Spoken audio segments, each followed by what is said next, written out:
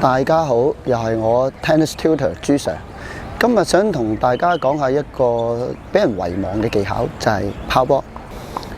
嗱，咁首先講下個握波法啦。我自己嘅握波法咧，就係盡量將個波咧擺喺啲手指尖嗰度嘅，就唔會擺喺個手掌心嗰度嘅。咁點解咧？盡量減少個波同個手嘅摩擦啦。因為如果你拋出嚟個波係會旋轉的話咧，其實個波咧係打唔到嘅。咁我首先咧就會將個波咧晾喺前面嗰4個手指尖度啦，然之後用個手指公咧頂住佢。我就唔會咁樣撳住個波嘅，因為咁樣撳住個波有機會拋射嘅時候咧，個手指公咧會揩到個波咧，就會變咗咧就會有旋轉。咁所以我就只係頂住個波嘅啫。咁大概咧就係咁樣嘅握法。我有個女學生咧拋波咧係咁樣拋㗎。雖然每次咧都可以垂直咁拋到個波啦，但係個身體咧就冇咗個動力向前啊。咁所以佢個波咧一打出嚟嘅時候咧，成日都會周圍打，唔知去咗邊度嘅。咁大家可以幻想下咧，你將你隻手伸出嚟拋波咧，其實就係一個咁樣嘅動作，而並唔係咁樣。除咗身體同埋手嘅協調之外咧，拋波仲有一樣嘢好重要嘅咧，就係一定要直手。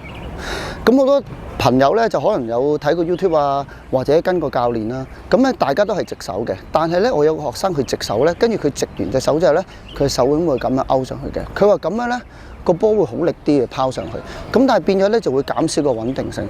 其實成個動作除咗食臂之外咧，其實手腕都要直嘅。拋波嘅動作點樣做呢？嗱，我建議學生咧，其實首先要伸隻手出嚟先嘅。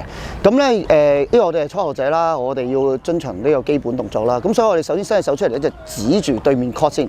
咁我而家企咗喺丟 court 嘅，咁我就會建議學生咧就會伸隻手出嚟啦，就會指住個丟 court。咁然之後點做咧？然之後隻手咧，隻右手咧就會擺喺前邊。咁其實呢個咧就係一個 momentum 嚟嘅，即係一個慣性動作，就幫我哋帶隻手上去嘅。咁所以其實呢個動作咧擺喺度咧係有需要嘅。咁然之後做咩動作咧？然之後咧隻腳咧就開始做一個 rocking 啦。咁你當你 rock 嘅時候咧，其實你嘅身向一後啦，咁但係你相對咧，你個左邊膊頭咧其實就壓咗喺下邊嘅。咁呢個動作咧就方便咧我哋做一個鐘擺動作。嗱，我哋做一個完整嘅示範。OK， 嚟準備咯，準備 rocking 上。嗱，個波咧翻我前邊噶啦，係一個好完整嘅動作嚟嘅。希望今日呢個 tips 幫到大家拋波唔會再歪零歪稱，同埋可以拋完波之後做到一個發力嘅發球啊！我哋下次再見，拜拜。